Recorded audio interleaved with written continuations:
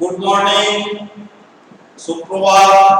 অনেকদিন পর তোমাদের সাথে মিট হচ্ছে আমাদের বা আমার, মূলত অনলাইন ক্লাসের মাধ্যমে। আশা করি সকলেই ভালো আছো এবং সকলেই খুব ভালো করে পরীক্ষা দিয়েছো। আমরা তার অলরেডি মূল্যায়ন করে ফেলেছি। যথাসময়ে তোমাদের রেজাল্ট জানানো হবে। তার পূর্বে আমাদের একটা এইরকম একটা সিচুয়েশনে, স্কুল নির্ধারণ করেছে সেকেন্ড টার্ম সিলেবাসটা আমাদের অনলাইনে শেষ করতে হবে। প্রায় সেই লক্ষ্যে আমার উপর ক্লাস 8 এর বালক বিভাগের দায়িত্ব এসেছে ইতিহাস বিষয়টি সেকেন্ড টার্ম সিলেবাসে যেটা আছে সেটা কমপ্লিট করার জন্য। তো তোমাদের এখন এই সেকেন্ড টার্ম সিলেবাসে যেটা তোমাদের করতে হবে, প্রথম করতে হবে আঞ্চলিক শক্তির উত্থান। আঞ্চলিক শক্তির উত্থান আমি লিখেছি, এটা সেকেন্ড টপিকসে আছে তোমাদের আঞ্চলিক শক্তির উত্থান। এই জিনিসটা করতে হবে। তো সেই জন্য আমি এইটা দিয়ে শুরু করছি। ক্লাস 8 এ বয়েজের আছে আর চতুর্থ অধ্যায়টা আছে তার সাথে। চতুর্থ অধ্যায় হচ্ছে ঔপনিবেশিক অর্থনৈতিক চরিত্র। এইটা শেষ কমপ্লিট করে আঞ্চলিক শক্তি উত্থান কমপ্লিট করে আমি চতুর্থ অধ্যায়টা ধরব। ক্লাস 8 এ বালক বিভাগের ছাত্রদের উদ্দেশ্যে এই কথাটা আমি বলছি। এখন আঞ্চলিক শক্তির উত্থান, মূলত এটা উত্থান ঘটে কেন্দ্রীয় শক্তির দুর্বলতার সুযোগে। কেন্দ্রীয় শক্তির দুর্বলতার সুযোগে এটা ওঠে। এখন ভারতীয় ক্লাস 8 এ তোমরা যখন প্রথম অধ্যায়টা পড়েছো, সেখানে পরিষ্কার উল্লেখ করা আছে। কি উল্লেখ করা আছে না, আমাদের তিনটে যুগে বিভক্ত করা হয়েছে। সেই যুগগুলোর বিভাজন অনুযায়ী মূলত ব্রিটিশ শক্তির উত্থান ঘটছে এবং সেই উত্থানকে কেন্দ্র করে যাবতীয় শক্তিগুলি আস্তে আস্তে তাদের ফারিস করছে। এই কথাগুলো আমরা জানতে পারছি। এখন এই আঞ্চলিক শক্তির উত্থান প্রসঙ্গে বলি, আঞ্চলিক মানে হচ্ছে স্থানীয় ওই ইতিহাস। আঞ্চলিক শক্তি মানে হচ্ছে স্থানীয় ইতিহাস, তাদের কিভাবে বিকাশ ঘটছে। এই সেকেন্ড টপিকসে সেই বিষয়টা নিয়ে আলোচনা করব এবং সেখানে মূলত আমরা একটা জেনেছি যে ব্রিটিশ ঔপনিবেশিক শাসন আমাদের যেটা শুরু হয়েছিল 1757 খ্রিস্টাব্দে। 1757 খ্রিস্টাব্দের পলাশী প্রান্তরে 23 June British East India Company Bangla নবাব সিরাজউদ্দৌলাকে পরাজিত করছে এবং মূলত এখান থেকেই ব্রিটিশদের জয়যাত্রা শুরু হচ্ছে। কিন্তু আমরা যদি লক্ষ্য করি যে এই ভাঙনটা, এই দুরবস্থাটা ভারতবর্ষের কেন্দ্রীয় শক্তির, আমি একটু আগে বললাম দুর্বলতা সুযোগ, সেই দুর্বলতা প্রকট হয়েছিল কবে না 1707 খ্রিস্টাব্দে। কেন 1707 খ্রিস্টাব্দ বলছি না, বিশেষভাবে উল্লেখযোগ্য এই 1707 খ্রিস্টাব্দে শক্তিশালী শেষ মুঘল সম্রাট ঔরঙ্গজেবের মৃত্যু ঘটেছিল। দেখো, ঔরঙ্গজেব এমন একজন ব্যক্তিত্ব ছিলেন, তিনি তার পরবর্তী কি অবস্থা হবে সেটা কিন্তু অনুধাবন করতে পেরেছিলেন। এই জন্য তিনি খুব দুঃখে, কষ্টে, জ্বালায়, যন্ত্রণায় তিনি বলেছিলেন আমার মৃত্যুর পরে আসবে প্লাবন। বাস্তবিক ক্ষেত্রে সেটি আক্ষরিক অর্থে সেই চরিত্র লাভ করেছিল এবং 1707 খ্রিস্টাব্দে আমার মৃত্যুর পরে আসবে প্লাবন, সেটা ঔরঙ্গজেবের মৃত্যু ঘটেছিল। এখন ঔরঙ্গজেবের মৃত্যুটা কোথায় ঘটেছিল একটুখানি তোমাদের বলে তোমাদের পক্ষে সুবিধা হবে। 2 নম্বরের প্রশ্ন একটা, ঔরঙ্গজেব কবে, কোথায়, কত বছর বয়সে মারা যায়? আবার প্রশ্নটা করছি, সম্রাট ঔরঙ্গজেব কবে, কোথায়, কত বছর বয়সে মারা যায়? উত্তরটা হচ্ছে 1707 খ্রিস্টাব্দে দক্ষিণ ভারতে আহমদনগরে 90 বছর বয়সে তিনি শেষ নিঃশ্বাস ত্যাগ করেন। আবার রয়েছে উত্তরটা 1760 খ্রিস্টাব্দে দক্ষিণ ভারতে আহমদনগরে 90 বছর বয়সে সম্রাট ঔরঙ্গজেব মারা যান। এই সম্রাট ঔরঙ্গজেব মারা যাওয়ার পর আমরা যদি দেখি যে ভারতবর্ষের ইতিহাসে ভাঙনটা অর্থাৎ আঞ্চলিক শক্তির উত্থান ঘটতে আরো জোরালোভাবে দেখা যায়। তাহলে আমরা এই সময়কালটা কেন তাৎপর্যপূর্ণ সেটা আমরা পরিষ্কার বুঝতে পারলাম। এখন এই 1760 খ্রিস্টাব্দে সম্রাট ঔরঙ্গজেবের মৃত্যুর পর তার পুত্র মুয়াজ্জম লিখে নাও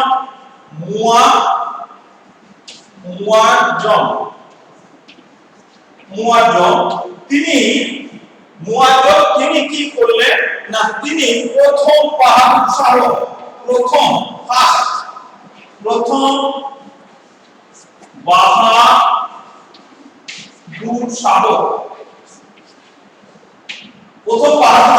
উপাধি নিয়ে মুঘল সম্রাট হলেন। তাহলে সম্রাট ঔরঙ্গজেবের এটা এক নম্বর একটা প্রশ্ন, সম্রাট ঔরঙ্গজেবের পর কে মুঘল সম্রাট হয়েছিলেন? আমরা বলতে পারি মুয়াজ্জম তার পুত্র, তিনি প্রথম বাহাদুর শাহ উপাধি নিয়েছিলেন। প্রথম বাহাদুর শাহ উপাধি নিয়ে তিনি মুঘল সম্রাট হয়েছিলেন। এবং তারপর আমরা এর সময়কাল 1707 থেকে 1712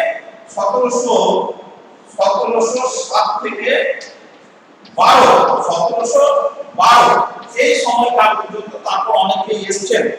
এখন এই খান থেকে শুরু করে একেবারে 1757 পর্যন্ত ভারতবর্ষের ইতিহাসে আঞ্চলিক শক্তির বিকাশ ঘটেছিল।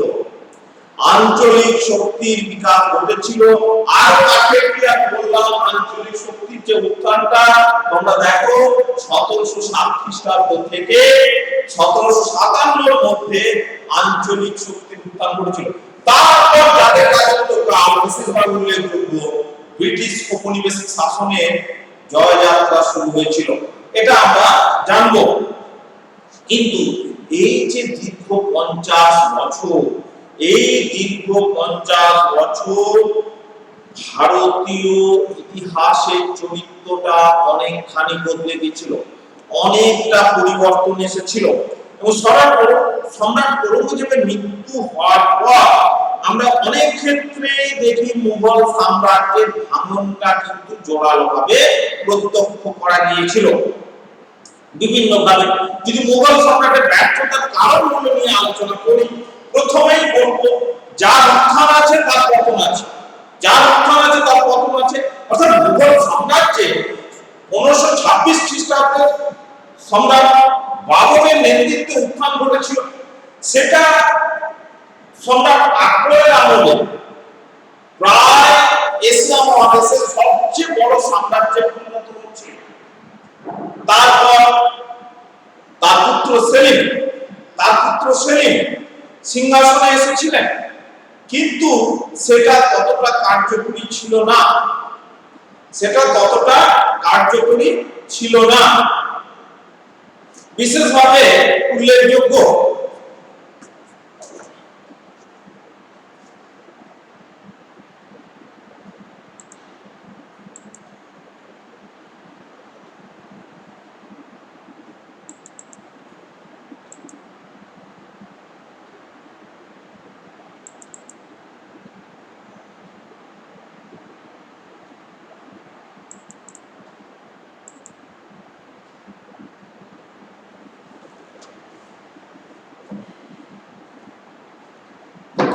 তাহলে দেখো সেটা কার্যকরী ছিল না। এবং আমরা আরো লক্ষ্য করব যে বিশেষভাবে যে সম্রাট ঔরঙ্গজেবের পরবর্তীকালে তার এই সাম্রাজ্যটা সুদক্ষ ব্যক্তিত্বের অভাব, সম্রাট ঔরঙ্গজেবের যে চারিত্রিক গুণগুলো বৈশিষ্ট্যগুলো ছিল, একজন প্রকৃত সম্রাটের যে গুণাবলী থাকা দরকার সেখান ঔরঙ্গজেব পর্যন্ত ছিল। পরবর্তী যারা সম্রাট এসেছেন উত্তরাধিকার সূত্রে তারা কিন্তু সেই দক্ষতা, সেই মর্যাদা, সেই গুণাবলী, সেই চারিত্রিক দিক থেকে অর্জন করতে পারে। ফলে দক্ষ ব্যক্তির অভাবে, ব্যক্তিত্বের অভাবে মুঘল সাম্রাজ্যের পতন কিন্তু আবশ্যক ছিল। একটা হচ্ছে মুঘল সাম্রাজ্যের শেষের দিকে তিনটে গোষ্ঠীর উৎপত্তি ঘটেছিল, অভিজাত গোষ্ঠী যাকে আমরা বলছি। এক নম্বর হচ্ছে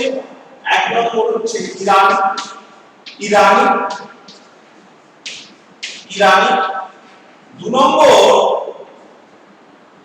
নম্বর আমরা পাচ্ছি তুরানি। 3 নম্বর হিন্দুস্তানি।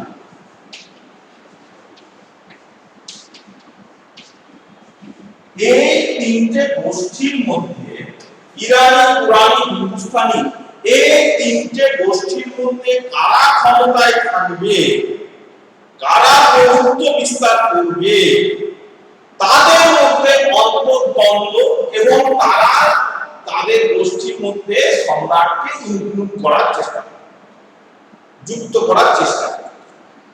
সেখানে তাদের মর্যাদা বা গুণগত মানের উপর জোর না দিয়ে তারা তাবেদারি করতে ব্যস্ত ছিল এবং ক্ষমতার লোভ, সামরিক ক্ষমতার লোভ, এই অবস্থা যখন সৃষ্টি হলো তখন আমরা দেখতে পেলাম যে মুঘল সাম্রাজ্যের পতন কিন্তু সেখানে বিচার ব্যবস্থার ক্ষেত্রে, প্রশাসনিক ব্যবস্থার ক্ষেত্রে বিভিন্ন গোলযোগ দেখা দিল, দুর্বল হয়ে পড়ল।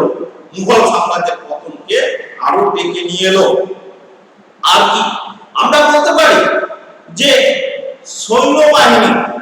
সৈন্যবাহিনীর ক্ষেত্রে তারা পারদর্শিতা বা দক্ষ ছিলেন না।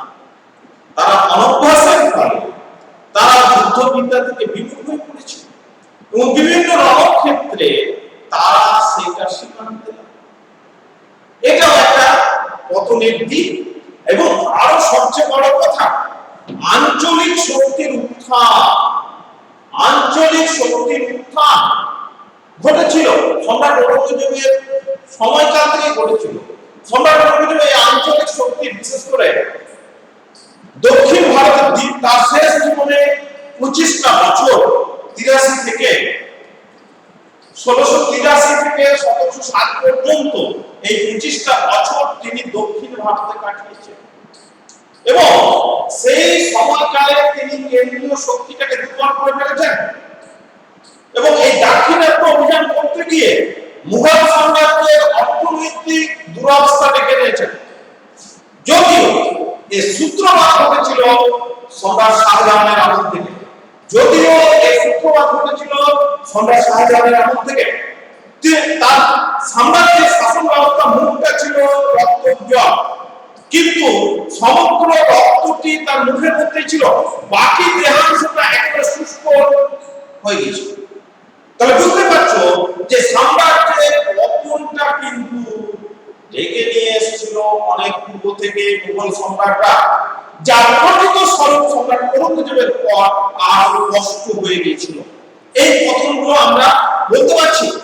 আরেকটা দিক আমরা বলতে পারি যে সেই সময় বিশেষ করে সম্রাট ঔরঙ্গজেবের প্রধান শত্রু শিবাজীর উত্থান।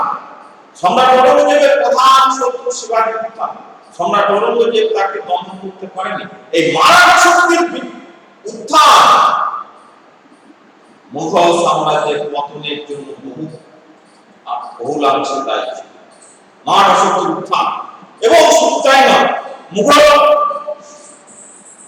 ব্যবস্থার মধ্যে প্রশাসনিক ক্ষেত্রে অনেক ক্ষেত্রে বিচার ব্যবস্থার জায়গায়, সুবিচারের জায়গায় সেখানে বিচারের নামে প্রহসন শুরু হয়েছিল এবং সামরিক শক্তির ব্যর্থতা বিশেষ করে ডেকে নিয়ে এসেছিল মারাঠা শক্তির উত্থান। এবং সেই সময় বৈদেশিক আক্রমণ ঘটেছিল। বিশেষ করে আমরা বলতে পারি বৈদেশিক আক্রমণ ঘটেছিল 1739 খ্রিস্টাব্দে। 1739 খ্রিস্টাব্দে কি ঘটেছিল? পারস্য সম্রাটকে নাদির শাহ নাদির শাহ ভারতবর্ষ আক্রমণ করেছিলেন এবং তিনি 1739 এর শেষ সময় মুঘল সম্রাট ছিলেন। কে ছিলেন? এক নম্বর প্রশ্ন করে মুঘল সম্রাট ছিলেন মোহাম্মদ শাহ।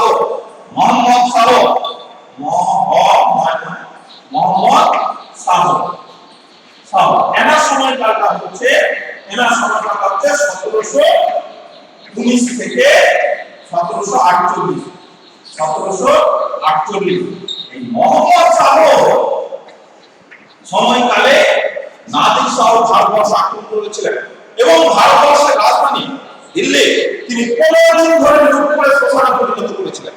একেবারে মুঘল সাম্রাজ্যের শেষে এই নাদির শাহ মেরে গিয়েছিলেন, অর্থাৎ সাম্রাজ্যের রাজধানীকে এক করে তিনি তছনছ করে দিয়েছিলেন। এইটা এবং তার সাথে আফগান শাসককে নাম আহমদ শাহ আবদালী সমগ্র ভারতবর্ষে তিনি 1748 থেকে একেবারে 1761 পর্যন্ত 9 বার ভারতবর্ষ আক্রমণ করেছিলেন এবং মূলত এদের আক্রমণের প্রকৃত উদ্দেশ্য ছিল ভারতবর্ষকে লুণ্ঠন করা, শোষণ করা, অত্যাচার করা, নিপীড়ন করা। এটা তাদের লক্ষ্য ছিল এবং সেই তার পরিণতি হিসাবে মুঘল সাম্রাজ্যের পতন কিন্তু আবশ্যক হয়ে পড়েছিল। এটা বিশেষভাবে উল্লেখযোগ্য। এবং সেই সময় আরেকটি দিক সম্রাট আকবর প্রবর্তিত কি না জায়গিরদারি ব্যবস্থা। সম্রাট আকবর প্রবর্তিত জায়গিরদারি ব্যবস্থা এবং তার সাথে ছিল মনসবদারি ব্যবস্থা। সম্রাট আকবর 1577 খ্রিস্টাব্দে কি করেছিল না মনসবদারি ব্যবস্থা প্রবর্তন করেছিল। কবে? 1577। কে করেছিল? এক নম্বর প্রশ্ন করে 1577 খ্রিস্টাব্দে সম্রাট আকবর মনসবদারি ব্যবস্থা প্রবর্তন করে 1577 খ্রিস্টাব্দে। কে করে? সম্রাট আকবর। এই মনসবদারি ব্যবস্থা কিন্তু জায়গিরদারি ব্যবস্থা মুঘল সাম্রাজ্যের অন্যতম প্রধান একটা ভিত্তিভূমি ছিল। সেই মনসবদারি ব্যবস্থা এবং জায়গিরদারি ব্যবস্থায় সংকট দেখা দিয়েছিল। বিশেষত উন্নত জমি পাওয়ার জন্য এই মনসবদার এবং জায়গিরদারদের মধ্যে কি চলেছিল? কম্পিটিশন চলেছিল। পরিণতিতে সুষ্ঠু প্রশাসনিক ব্যবস্থা সেখানে গড়ে ওঠেনি এবং হিসাবের ক্ষেত্রেও গরমিল দেখা দিয়েছিল। এবং ভালো জায়গিরদারি পাওয়ার জন্য, ভালো মনসবদারি ব্যবস্থা মনসবদার হওয়ার জন্য কম্পিটিশন চলাকালে তার উপরোপনের মাধ্যম হিসাবে তারা গ্রহণ করতে মুঘল সম্রাটকে সন্তুষ্টিকরণ, তাদের উন্নতি প্রাপ্তির চেষ্টা করত। তাহলে প্রকৃতপক্ষে যারা প্রকৃত ভালো উন্নত মনসবদার জায়গিরদার তারা আস্তে আস্তে স্থানচ্যুত হলো। সেখানে এলোবে ঘুষখোর অর্থাৎ দুর্নীতি করা, অত্যাচারী, প্রজা শোষণ, মনসবদার জায়গিরদার। তাহলে তারা কি শাসন ব্যবস্থা করার দেবে জনগণকে? না, তারা কোনো ভালো উপহার দিতে পারেনি। তারা একটাই উপহার দিয়েছিল, মুঘল সাম্রাজ্যে পতন ডেকে নিচ্ছিল। এটা একটা বিশেষ দিক। এবং শুধু তাই নয়, সাম্রাজ্যে যতটা আয় উৎপাদন ব্যবস্থার মাধ্যমে হতো, আঞ্চলিক শক্তির উত্থান ঘটার ফলে সেই আয় ব্যয়ের হিসাবে ভারসাম্য ছিল। অর্থাৎ আঞ্চলিক শক্তিগুলি মুঘল সম্রাট ঔরঙ্গজেবের পর তারা যথেষ্ট পরিমাণে রাজস্ব পাঠাতো না। ইভেন তারা মুঘল সম্রাটের কর্তৃত্বকে অস্বীকার করত, নামকে বাস্তব তকমাটা নিয়ে তাদের নামে শাসন ব্যবস্থাটা চালাতো। প্রকৃতপক্ষে তারা স্বাধীনভাবে এই রাজত্বগুলি পরিচালনা করত। ফলে কি হয়েছিল না, মৌখিকভাবে এই মুঘল সাম্রাজ্যের পতনে অনেকগুলি কারণ আমি আলোচনা করলাম এবং আঞ্চলিক শক্তিগুলি ছিল বিভিন্ন রকমের। তারা প্রতিষ্ঠা করেছিল বিভিন্ন অঞ্চলে কর্মরত প্রশাসক কর্মচারীরা অথবা সামরিক শক্তির উত্থানে তারা উত্থিত হয়ে স্বতন্ত্রভাবে শাসন ব্যবস্থা পরিচালনা করতে শুরু করেছিল। সেরকমই আমরা সেই সময় বিশেষ করে তিনটে আঞ্চলিক শক্তির কথা আমরা বিশেষভাবে বলতে পারি। একটা হলো এক নম্বর তিনটে আঞ্চলিক শক্তির যদি কথা বলি তাহলে আমরা প্রথম বলবো এই তিনটে রাজ্য বিশেষ করে এক নম্বর হচ্ছে বাংলা। বাংলা এটা নিয়ে আমরা ভবিষ্যতে পড়ব। বাংলা দু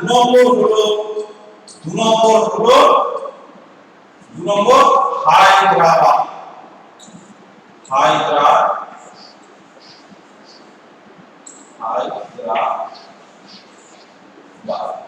হায়দ্রাবাদ আর 3 নম্বর আমরা বলতে পারি কি না বাংলা 1 নম্বর, 2 নম্বর হলো কি না হায়দ্রাবাদ এবং 3 নম্বর হলো 3 নম্বর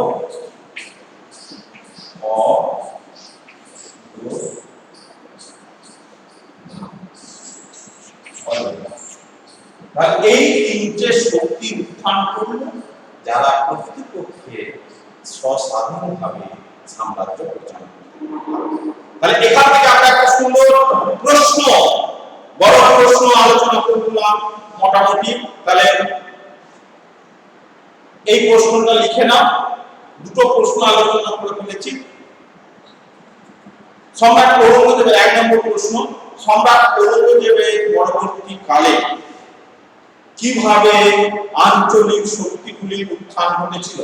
কিভাবে আঞ্চলিক শক্তিগুলির উত্থান ঘটেছিল 1 নম্বর। 2 নম্বর প্রশ্নটি হলো লিখে নাও। প্রশ্নটি হলো মুঘল সাম্রাজ্যের পতনের কারণগুলি লেখো। মুঘল সাম্রাজ্যের পতনের কারণগুলি লেখো। মুঘল সাম্রাজ্যের পতনের কারণগুলি লেখো। তাহলে এইটা মোটামুটি আমাদের একটা আলোচনা হয়ে গেল। তাহলে আমরা এবার নেক্সট টপিকসে আবার যাব।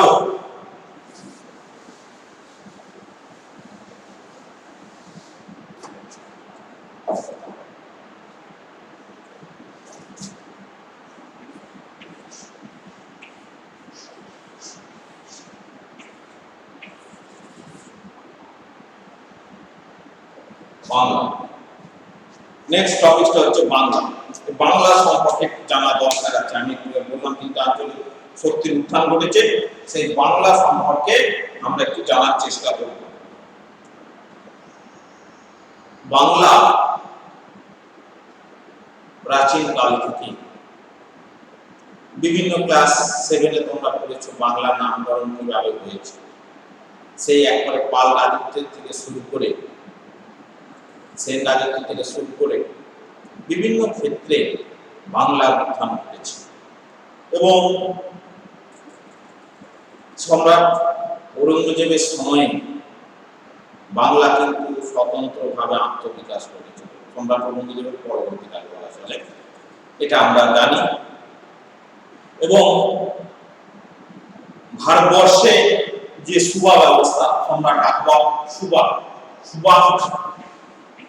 ব্যবস্থার প্রবর্তনকে সম্রাট আকবর লিখে নাও।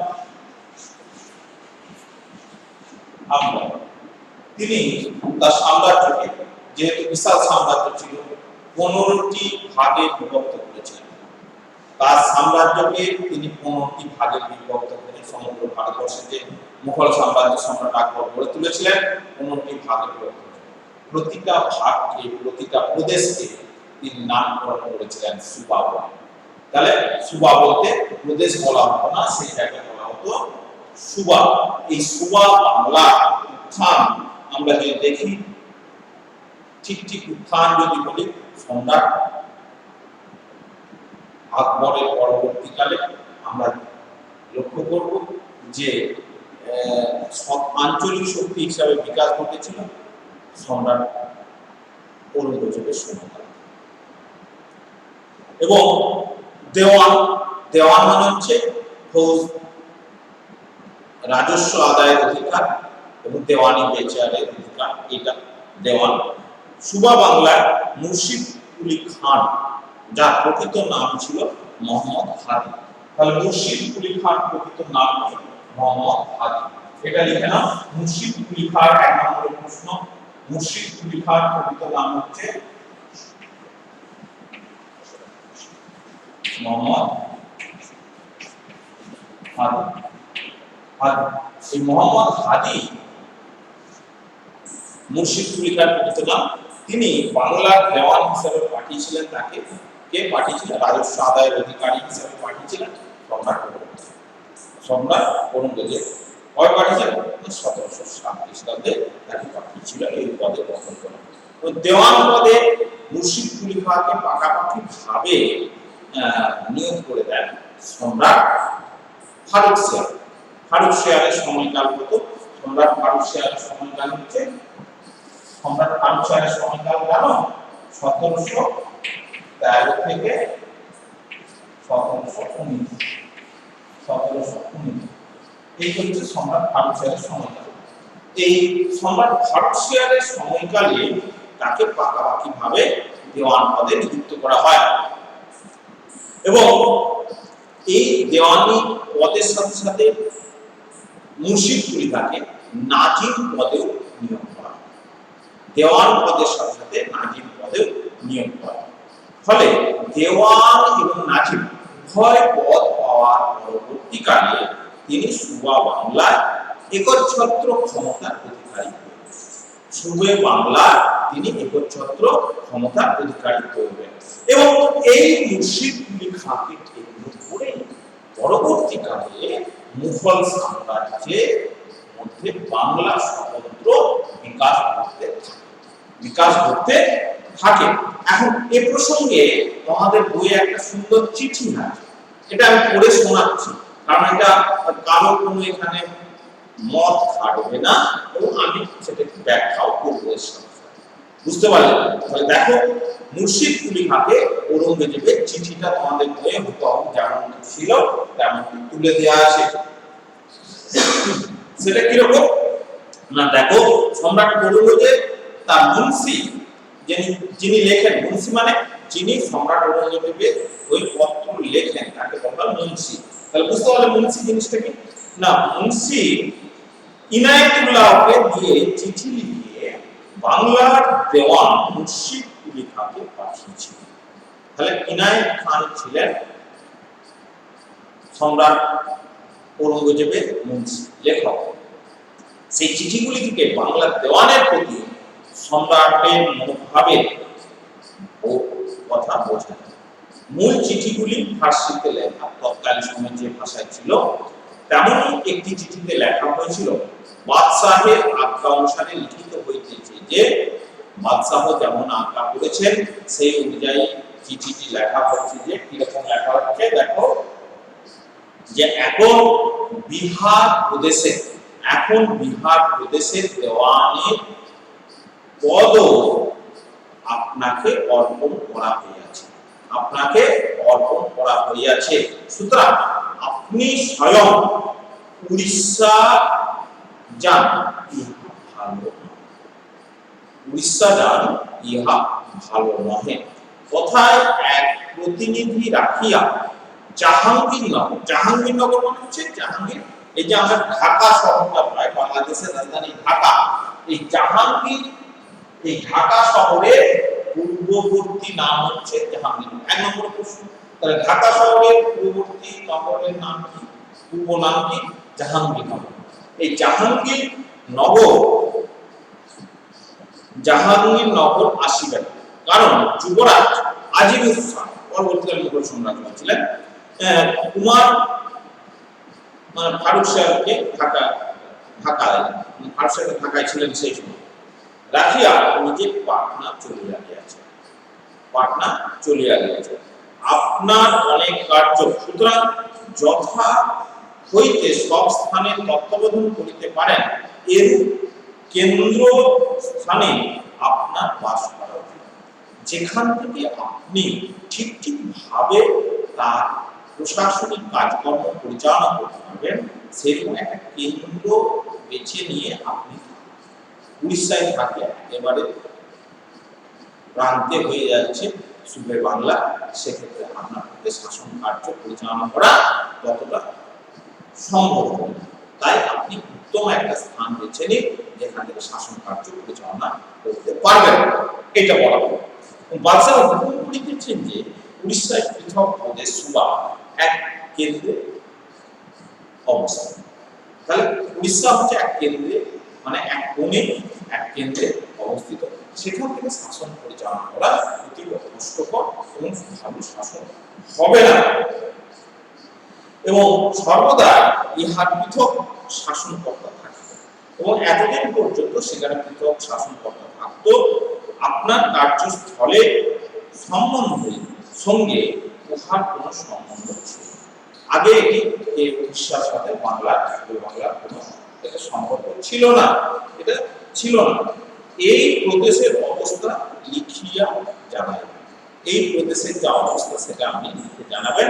জাহাঙ্গীরনগর বলতে আমি একটু আগে বললাম ঢাকাকে বোঝানো হয়েছে। আরেকটি চিঠিতে তিনি লেখা হয়েছে, এটা একটা চিঠি, অর্থাৎ সম্রাট ঔরঙ্গজেব প্রকৃতপক্ষে নির্দেশ দিচ্ছে মুর্শিদ কুলিখাকে যেন তার শাসন ব্যবস্থা সুনিপুণভাবে পরিচালিত হয়, সেই দিকটা লক্ষ্য করতে বলা হচ্ছে।